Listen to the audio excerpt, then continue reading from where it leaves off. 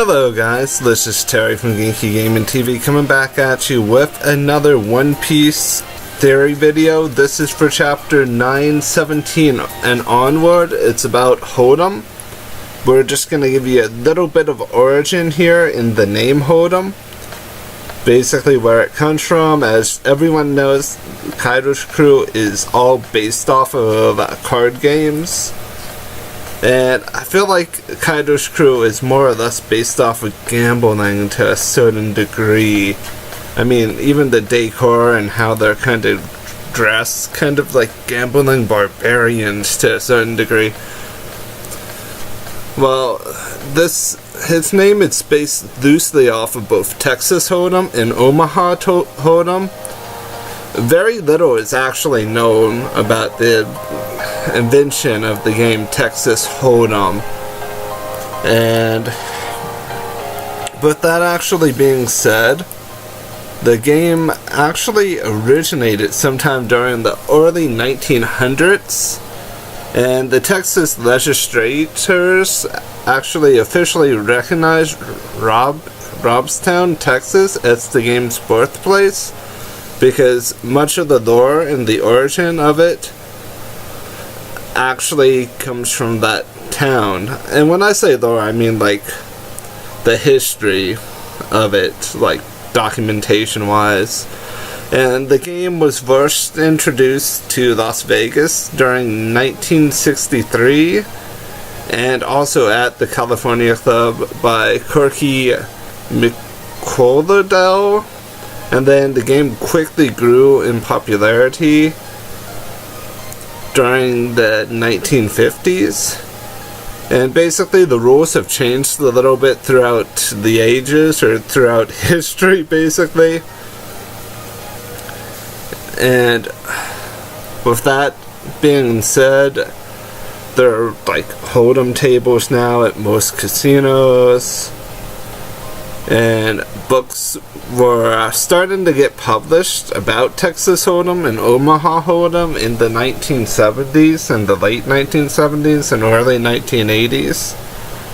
And I won't say it wasn't until recent, but I'm gonna say pretty recently, maybe late 90s, early 2000s, did like games like poker start to become more industrialized and more streamlined and more or less popular within the general consensus. But what does this all have to do with Holdem?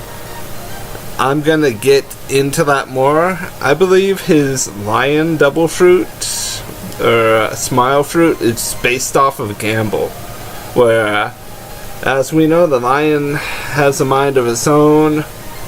What if he has a card-based mechanic where he has to get a certain card combination to actually be able to fight on a respectable level? Imagine Mr. Game & Watch from Super Smash Brothers with the mechanic of the sign thing where you can get a 9, you can get a 2, you can get a 5, or kind of like in Pokemon, if you use the move Magnitude, where you can get a different magnitude level. But that's kind of all besides the point. I want to add some other details. I believe that he'll be a physical fighter, like a grappler or a brawler. The lion being around his waist kind of symbolizes something like a title belt. And coincidentally or not, in Japan there's a wrestling organization called New Japan Pro Wrestling, and they have something called the Young Lions Tournament, or the Lions Tournament, and that symbol is like a yellow lion with a red backdrop. I wonder if Oda is playing any sort of homage to that. Then again, if the headliners are actually in fact mid-range fodder, then creating content concerning them might be mute. But what if these gifters, as they call them, what if they have to meet special conditions to be viable or to be strong? Like I was talking about the gambling condition.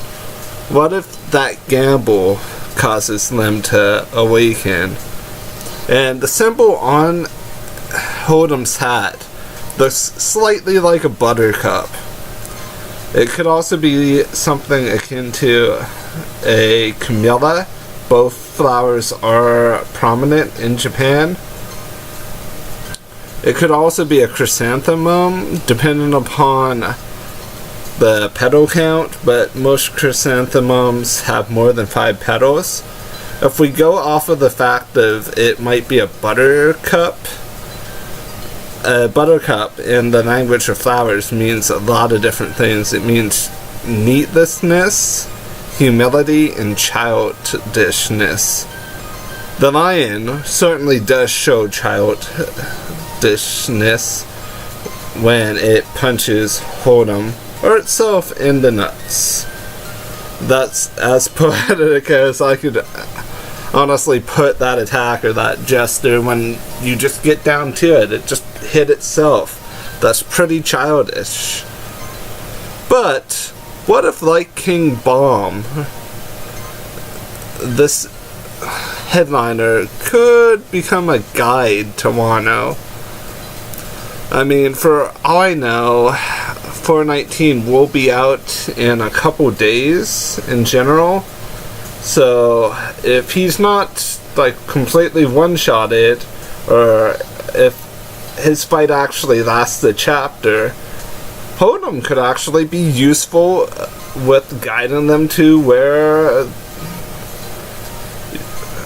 Yorochi is. I mean, he doesn't necessarily have to help. He doesn't necessarily have to be an ally. But Wano is a land of honor. We can say that for certain. And with honor in mind, maybe after losing a fight, the people defeated by the Straw Hats will respect them and give them a certain degree of honor. I won't say join under their banner, but what if a couple gifters and some pleasures turn their backs on Kaido? And I won't say start a rebellion, maybe within the confusion of Luffy being there, pleasures get misrouted to scout certain areas, and they get blinded by their own greed or their own self-satisfaction or self-fulfillment, and they do their own thing. What if in the confusion, gifters attack gifters, pleasures attack pleasures? But this is all way beside the point. We're going to talk a little bit more about the whole headliner thing. And what I'm referring to is, as a headliner, it's kind of implied that Holdem is strong, right? Lions are relatively strong. Normally most prides only have 2 male lions, and their job is to simply guard the perimeter to a certain degree. Their roars can be heard, I believe, many miles away. I don't have the specifics because it's in kilometers. I think it's something akin to maybe 3 to 5 miles. And that kind of prevents other prides or other groups of lions from taking territory to a certain degree.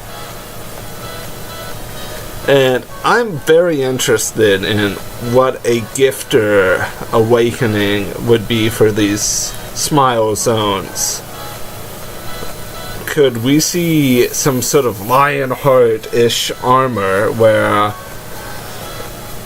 Holdem gets something like wrestling gear, or gets something like attuned to lion armor where maybe the tail actually shows up, maybe some claws begin to mold into his hands or show up on his hands. I mean, I'm just spitballing ideas at this point. I'm going to try to get this video up ASAP. And before I let you guys go, I want to thank my friend Lucas Diamond for the music playing in the background. He is a wonderful musician. Please go give his channel some support as well. And like always, thank you so much for joining me. Have yourselves a wonderful morning, afternoon, and or evening. I am out of here. Bye for now.